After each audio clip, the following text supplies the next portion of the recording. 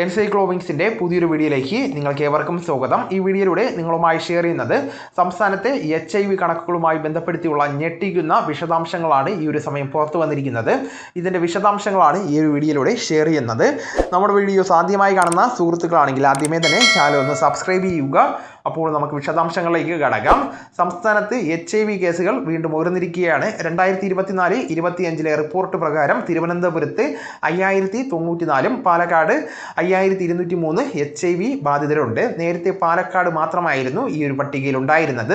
തിരുവനന്തപുരത്തും കേസുകൾ വർദ്ധിച്ചതോടുകൂടി പ്രതിരോധ പ്രവർത്തനങ്ങൾ ഊർജിതമാക്കിയിരിക്കുകയാണ്. ഒരു വർഷത്തിനിടെ തിരുവനന്തപുരത്ത് 123 പേരും പാലക്കാട് 42 പേരും രോഗബാധിതരായിരിക്കുകയാണ്. 2647 HIV ബാധിതരുള്ള തൃശ്ശൂറും കണക്കുകൾ പ്രകാരം മുന്നിട്ട് നിൽക്കുകയാണ്.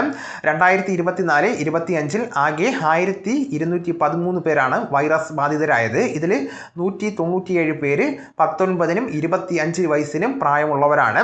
2021-22 ഇത് 76 പേരായിരുന്നു. മയക്കുമരുന്ന് ഉപയോഗത്തിനായിട്ട് ഒരേ സിറിഞ്ച് ഉപയോഗിക്കുന്നതും സുരക്ഷിതമല്ലാത്ത രീതിയിലുള്ള ലൈംഗിക ബന്ധങ്ങളും കേസുകൾ പെരുകുവാൻ കാരണമാണ്. സമഗ്ര ആരോഗ്യ സുരക്ഷ യുവാക്കളിലൂടെ എന്ന ക്യാമ്പയിനിലൂടെ ഹയർ സെക്കൻഡറി സ്കൂളുകളിലും കോളേജുകളിലും ബോധവൽക്കരണം ഊർജിതമാക്കുവാനാണ് തീരുമാനം എടുത്തിരിക്കുന്നത്.